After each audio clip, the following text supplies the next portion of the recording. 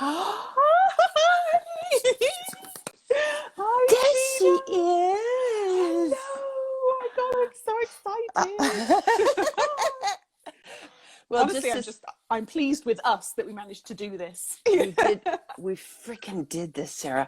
And I raced through the house so that Eliza could show me how to turn the camera around because the phone was shooting everything else but me. This is how sad and pathetic it is, the Luddite here. But hey, It's we did this. hard work. It's hard work, honestly. But this is enough now. We've achieved everything we need to achieve, that we're here. That's it. That's good. You know, for 2020, this is a victory. So Yeah. we start the new epic, the new era. We start with a victorious thing. Sol Invictus. Here we are, baby. A happy solstice to you. A happy and Thank bright you. solstice. It's not very Thanks. bright here. It's incredibly... Yeah. It's not very bright here either. It's very overcast, and I couldn't see Saturn and Jupiter last night. The sky was too cloudy, but the night before I could see it really beautifully. So there's some sightings. It's happening, right? It's like It's the moon's happening. there, whether we see it or not. Exactly. It's there. That's good enough for now. It's somewhere there. We might not be able to see it, but it's there. It's with us. So, my darling, you had your second book published this year. I did, yes. And I had my second book published this year. Yes! So, in the midst of pandemic, we had these new babies come out into the world. We did. And actually, I don't know about you, but I actually found I had more time to write, which was good. I didn't have to commute on a bus. You know, I had oodles more time. So it probably came out sooner than it would have if we hadn't. So, you know, silver lining, always silver linings to be found. Always, So. Absolutely. Yeah, I know when Lucy and I got into the process of editing the second book, I had tons of time. And in a normal year, I would have been, really pounding myself to try but no, there were hours, there were days, there were stretches of time. The luxury of time. That's right. Yeah. So you and I are going to spend just a few minutes, and we're going to talk a little bit about this process, this amazing gestational process of writing your first book. And then the sort of labor and delivery of, okay, so you've written this thing and it's ready to come out into the world. So what do you do? How do you look for things? So I wanted to ask you something about your journey. What was your gestational period like with Yoga for Witches? And then that search for a publishing home, what was that like for you? Gestation's a really good word, and I can confirm that it was long, really long. I'd been saying I was going to write a book since I was a child. I remember in middle school, I told a teacher, I'm going to write a book, and they very wisely said, read everything. Uh-huh. If I'm going to give you one piece of advice, if you want to write, is read. Mm-hmm. But since that kind of middle school, 20 years went by, and it was just this dream that one day, in that far distant future, I would write a book when I'm a grown up. Right. So it came in little kind of dribs and drabs for a very, very long time. I'd write for my blog and little articles and things. The real spark for me came when I went to a Hay House writers workshop weekend.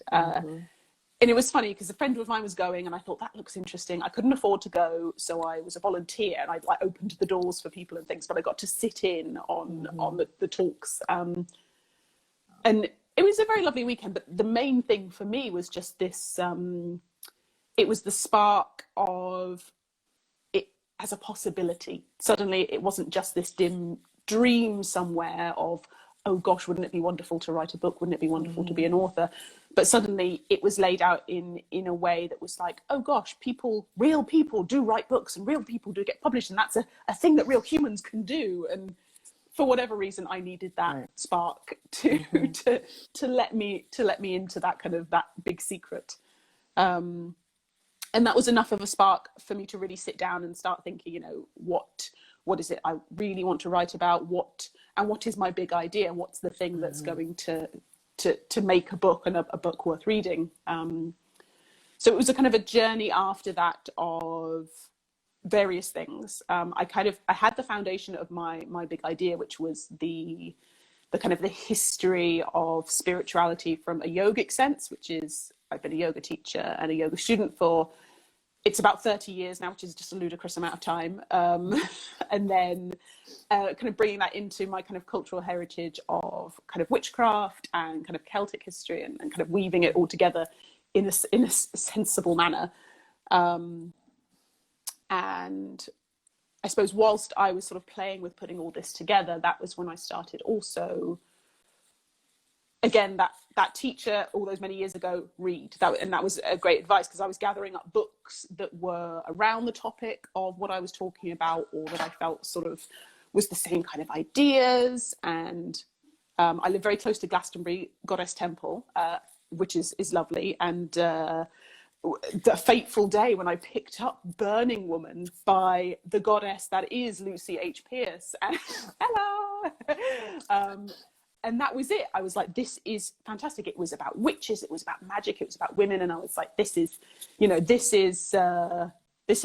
vibe, this is my tribe, this is, and that was perfect, because from there, when you come to the end of a book and you don't want it to be over, so you start kind of Googling the author, and then sort of looking at all the Amazon reviews and all that. And I was drawn into then the Womancraft publishing website, and this was so useful, because I could see, as with many publishing houses, and this was a useful thing to learn, is that many of them take open submissions from people.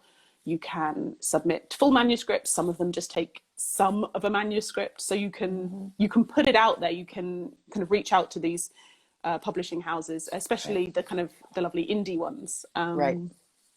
So looking at the submission kind of criteria for Womancraft publishing was super useful, because I was like, okay, this is what they're looking for. They're looking for someone who has written some things in hard copy, so things like magazines and books. So I was like, okay, so that's something I need to look into. How can I make this, this appeal to Womancraft, that I am capable of doing this, that I've got this big idea, that I've got this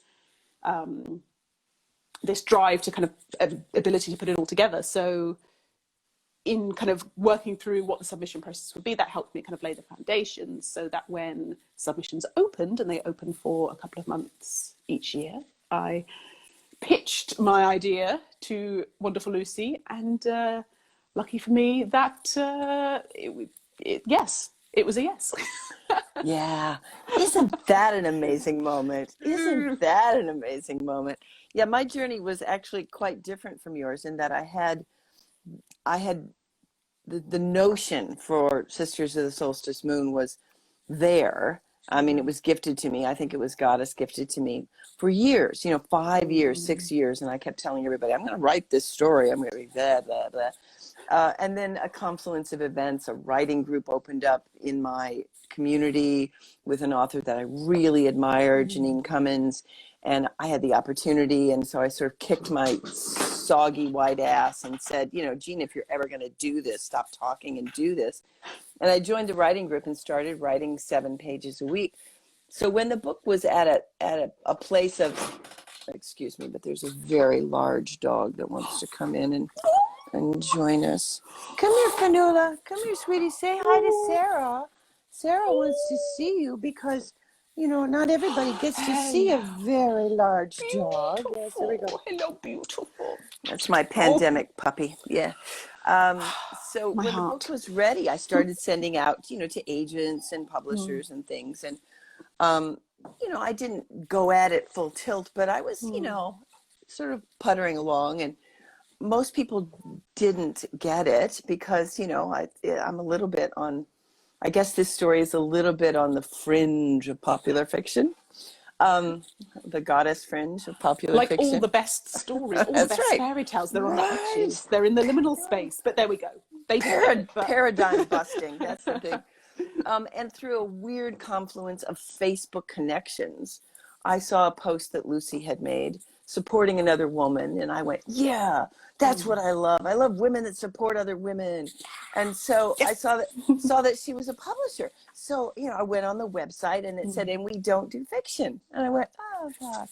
So So I let a couple months go by, and then, the little bee in your head that says, they're coming close to the end of their submission period. And I did something that is extremely atypical, is that I decided that I wouldn't be the good girl.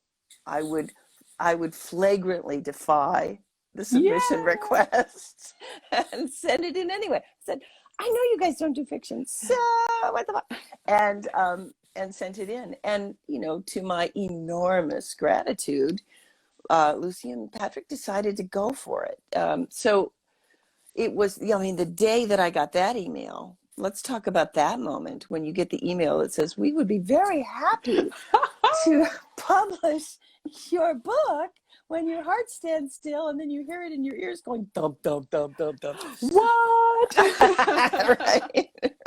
I don't know if you did a little dance. I did a little dance, a little, oh my God, stood up, yeah. a little, oh my gosh. Yeah, my husband was in the living room with me, and he saw me. I think he thought I was having some sort of a seizure because I was doing it. Oh my God, thing like that. And yeah. Oops, there's a pretty dog. Hello, puppy. Hello, puppy. Hey, pupper. Fanula. Yeah, that's Fanula. Oh, what a pup. So for you, writing book number 2, was that a much simpler process? Was that an easier flow?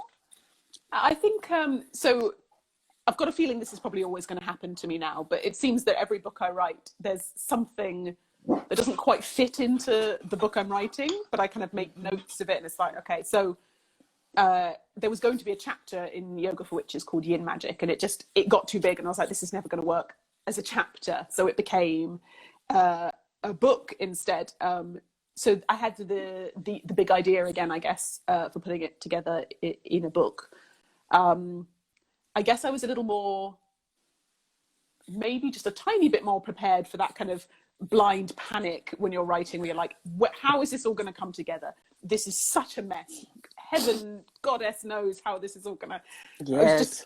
I was slightly more prepared this time round, knowing that would happen. And, it regularly happens, as you well know. Luckily, I have people like Lucy to help me wrangle things together, and you, lovely Gina, with your knowledge of the meridians and medicines that helped me just look at it and be like, is this rubbish? Is this just total crap? Or, can you... So definitely seeking other people's kind of sage advice, it was incredibly useful the second time round, and I definitely sought more advice the second time round, which was, again, I guess something you get used to. Okay, these are the things that are going to help. It's going to help talking to people. It's going to help, seeking knowledge beyond my own knowledge, and kind of bringing it together. So I guess it was a little easier. I had more panics in the second one though, because it was things I didn't know so well. So things such as the meridians, and I kept just panicking that I just completely got it wrong. Was I explaining it right? Was I just being just an idiot? So I had more panics perhaps, but then I had more help. So that was really beautiful, which was lovely. Yeah, and then I guess whilst writing number 2, the kind of the bare bones of number 3 sort of came to me, which is a bit of a departure from the first 2, but I'm in it now, which is quite fun. But again, it's, don't tell Lucy, it's a total mess right now.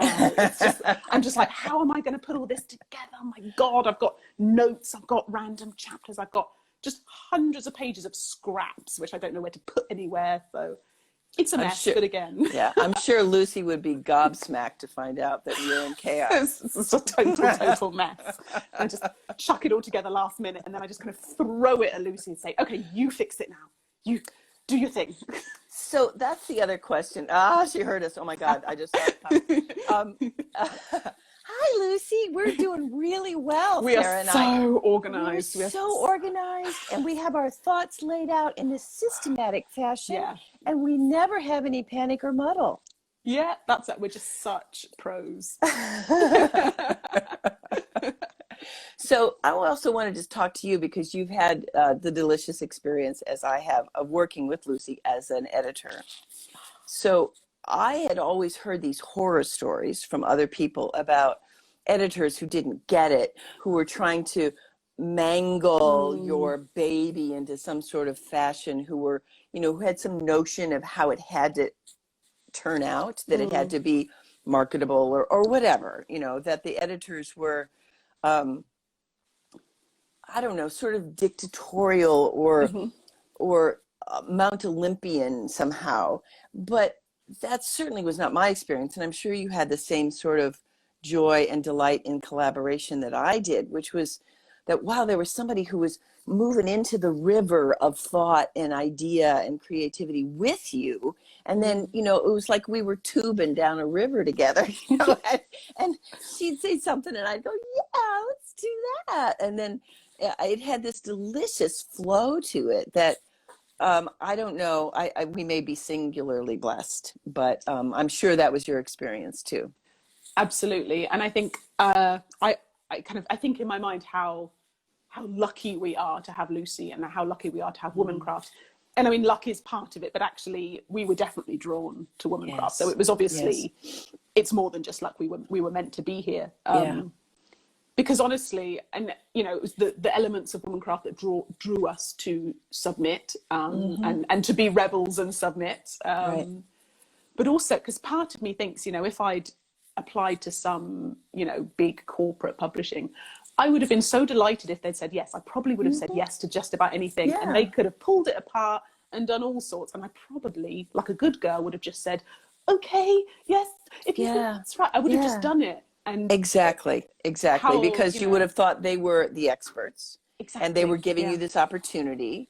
And I too, I had gotten some feedback about, well, this story has just got too many things in it, and you got too many supernatural creatures, and you should cut these all out. And I'm like, but wait, but they live too many there. Goddesses, no such thing. Exactly, right. but they live there. How can I take them out? Because they live there. But like you, I probably would have given up some autonomy and some sovereignty in the process for the opportunity. And then, instead we found someone who could be so supportive of the creative process and of our vision. So, I, like you, am in the process of book 3, and again have been hijacked by the need to tell the stories that need to be told. And so, don't tell Lucy, but this one is not what I said it was going to be. This book is different.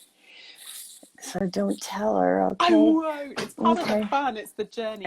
But also, I think the real benefit of having a publisher and an editor such as Lucy, who's been there and is there often, to have an author who knows is so valuable, because she's been in these positions, she's been right in it, so she's very well equipped to be there with us in the panic and the mess and all the kind of in the panic and the mess, in the panic and the mess. Yeah. I think maybe I should write a little song, a little chant. In the panic and the mess, she is there. I mean, right? And then the she is whatever she need her to be, right? In It's the panic Goddess, and the mess. it's Lucy, it's both together. Right. I think so. So I'm excited. I really loved both of your books, and I was very honored to be a part of your wisdom seeking process for your second book. Very grateful for that. So I'm looking forward to book 3. Whatever mess it is right now, I know it's going to turn out to be gloriously wonderful and insightful and inspiring. And I'm just happy that you and I are sisters together in this Womancraft circle. And I felt so lucky that we got to meet and hang out together at Glastonbury before the world as we knew it became a different place. I was thinking, so that was Lamas last year, so it's been over a year, but it was such a special event, and to be there and connect, and it was beautiful, and all the more special now. I too am very looking forward to your third book. When I listened to Sisters of the Solstice Moon on audiobook, it was just a total joy, because it was your words, who I've met, and wonderful Gina, and then Eliza speaking, which was just beautiful. It was like, oh, hey guys, as well as this, she really brought it all to life. So listening to Sisters of the Solstice Moon was just an absolute beautiful journey.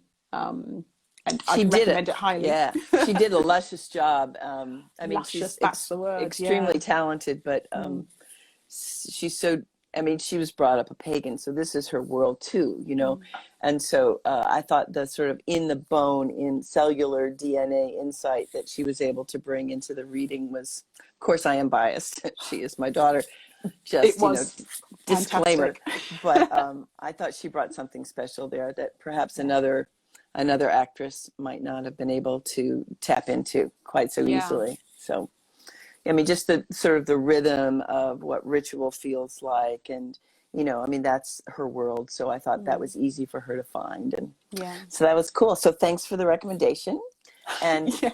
everybody should get copies of Yoga for Witches and your second book as well, Yin Yoga, and Sisters of the Solstice Moon, and Walking Yeah. the Threads of Threads of Time, Time. and the entire Womancraft catalog, which is Yeah. beautiful. Just go over to womancraftpublishing.com and just go crazy. Buy all the Yeah, books, by the all goddesses, the woman runes. You'll just have a blast, you know. And I did when I first went over there. I was like, wow, this is yummy. everything I want is here. It's Yeah, yummy. It's yummy, yummy. yummy. Well, sweetie, I am so glad that we got to spend Solstice together, because this to me feels auspicious, that it's the beginning of a new era. It And does. and I love your work, and I'm so happy to see your sweet face and to know that you're surviving through the times we're in.